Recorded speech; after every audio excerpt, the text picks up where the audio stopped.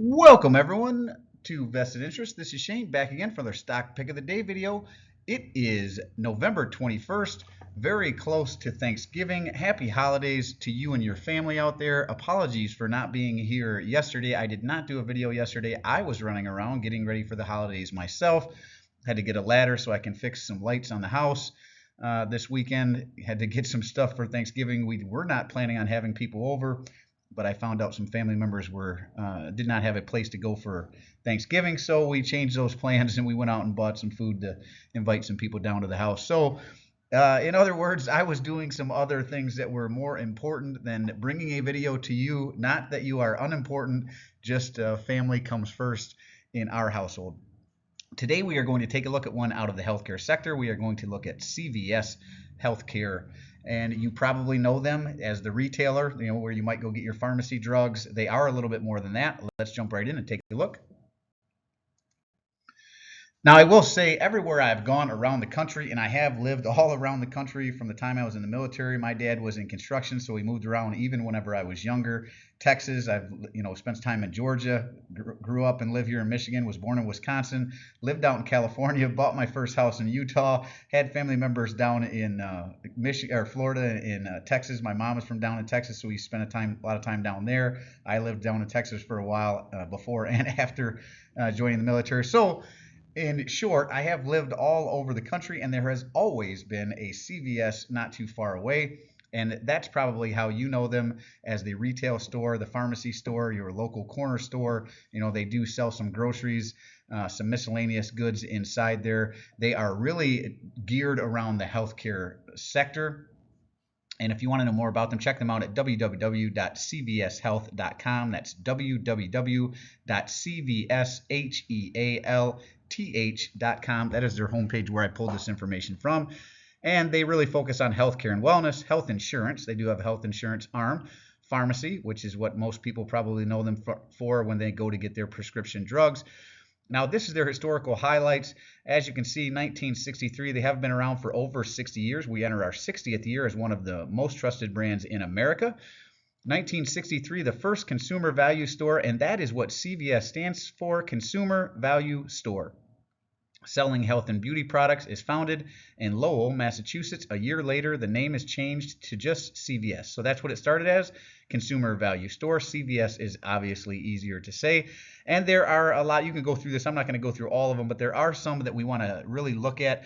All right, so they also do the Minute Clinics, right? CVS acquires in 2006 Minute Clinic, the leading provider of in-store health clinics. So this now opens them up to being able to provide in-store services, small, like a walk-in healthcare clinic. That's really the idea behind this.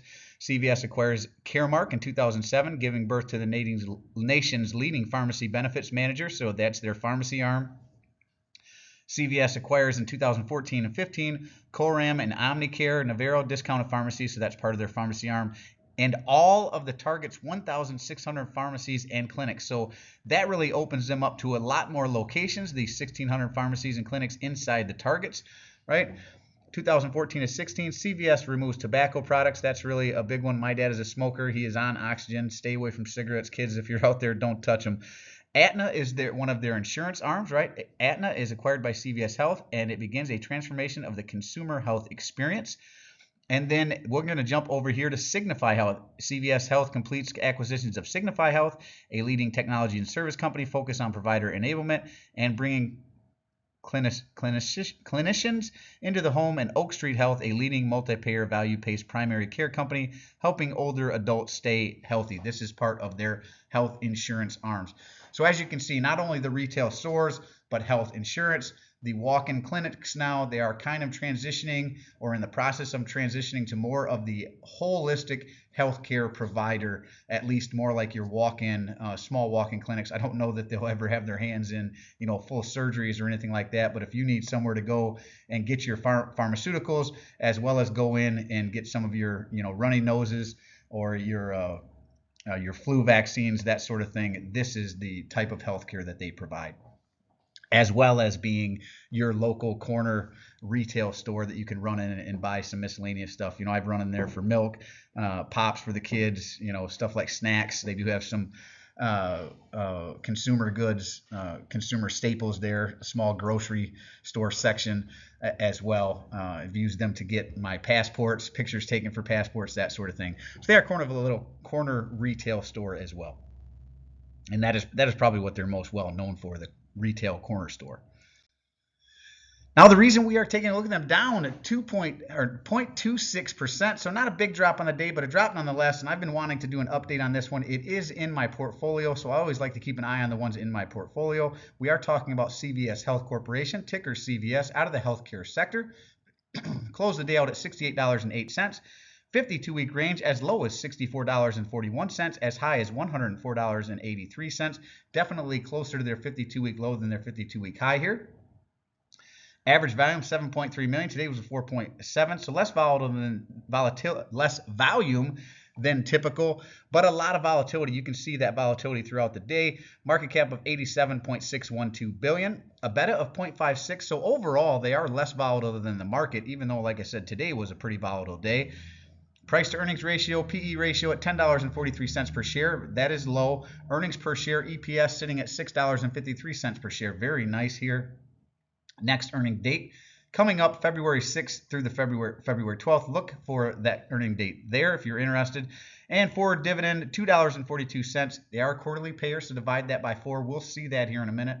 Nice starting dividend yield on this one, 3.55%. Ex-dividend date, October 19th. We are past that. They paid out on October 31st. So if you were to buy them now, you would be in line for the next dividend, though you'll have to wait a couple months to be in line for that. And a one-year target estimate, at least according to Yahoo Finance, of $80.01 per share. Now, I'd like to get into statistics. We're going to look at dividend yield theory to see this one, if this one is presenting any potential value. To do that, we go into statistics, we go down to dividends and splits. We look at their 5-year dividend yield average, 2.85%. We compare it to its current 3.55%, or over here on the same page, 3.55% forward annual dividend yield. Same number here, 3.55, 3.55. And since it is higher than their 5-year average, that speaks to some undervaluation. If it was lower than their 5-year average, that would speak to some overvaluation. The numbers are inversely correlated. And not only is it potentially undervalued, but it is significantly potentially undervalued, excuse me, at least according to dividend yield theory. Payout ratio low on this one, 36.22%. So they have a lot of runway to increase that dividend over time.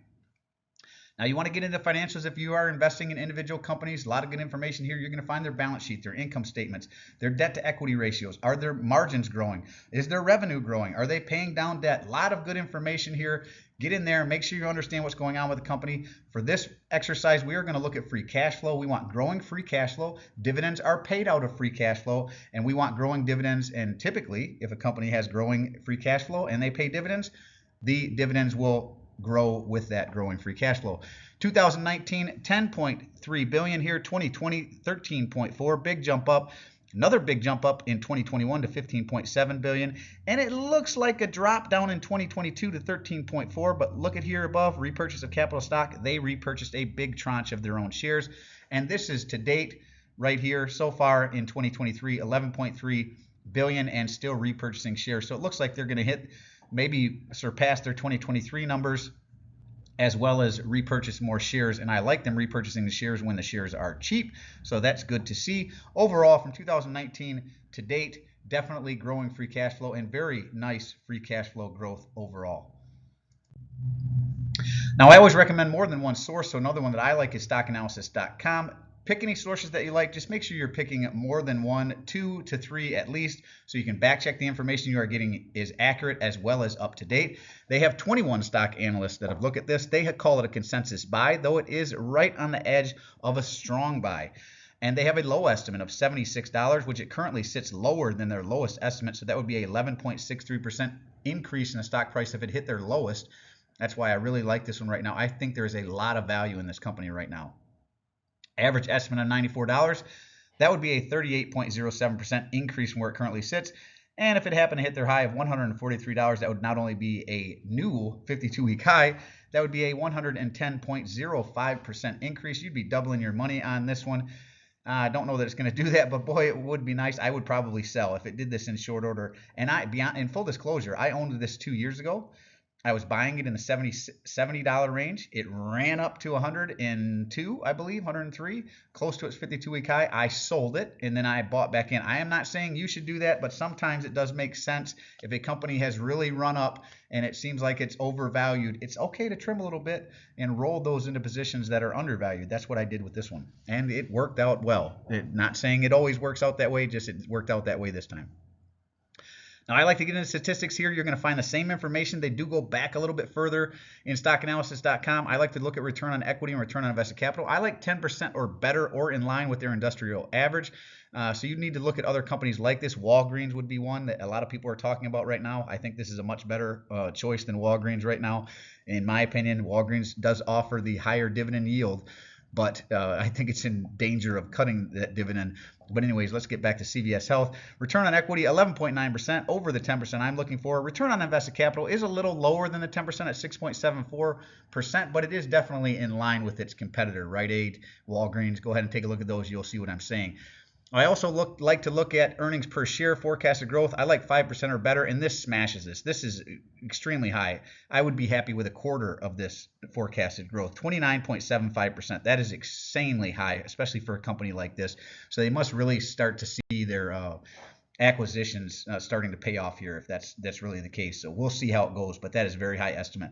And revenue growth of 4.64%. Now, as I said, I am long. I do have 134.016 shares of CVS.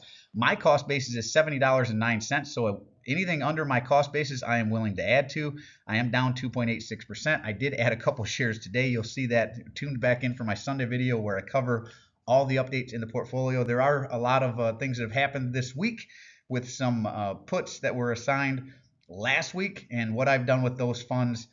You'll see on Sunday's update. So tune back in if you have not hit this like button down below. Hit the subscribe button. Join us on this journey to financial freedom. Join the vested interest community. Tune in for those portfolio updates every Sunday morning. Let's get back into the video. Again, payout ratio on this one low, 36.56%. Dividend growth of 10%. Very nice to see. Now, I will say they did freeze their dividend for a time. From 2017, whenever they were making a lot of those acquisitions and kind of doing this turnaround play, they did freeze the dividend over that time. They restarted growing that dividend. 2021, it was 50 cents. January 2022, they jumped it up to 55 cents. And January 2023, they jumped it up to 60 cents and a fraction of a penny. And I am going to just say they are going to raise it again in January of 2024 and keep this dividend growth growing. Very nice dividend growth, very low payout ratio. Really like this company, really like the valuation on this one right now. Overall, really like CVS. That's why I hold it. That's why I'm adding to it, and I will continue to do so. Just nibbling, a couple shares here, a couple shares there on this one. This is the vested interest stock screener. This is how I set up the videos. It's also how I look at a company on a high level to see if I'm interested. You can pause this, go through this at your leisure. This one's starting to get a little long-winded. And that is it for this one. Let me know what you think of CVS. Do you shop at their retail corner store? Do you get your pharmaceutical drugs there? Is it one you have in your portfolio? Is it one you are avoiding altogether? And if you like a company better, let me know. Do you like Walgreens? Do you like Rite Aid? What company do you like better if you don't like CVS? And as always, appreciate you stopping by. If you haven't done so already, don't forget to show me some love. Hit that thumbs up, ring the notification bell. Most importantly, subscribe to the channel. Hit that subscribe button down below. Join us on this journey to financial freedom. Join the vested interest community and hit that notification bell so you're notified whenever we put out any new content. I do personally read and respond to the comments. I'm always interested to read your questions, opinions, or suggestions for future topics, so drop those suggestions down below. I do have several suggestions from viewers right now. I will work through those. Be patient. I just have some other ones that I want to work in as well that I'm interested in. So you'll see those here over the next couple of weeks.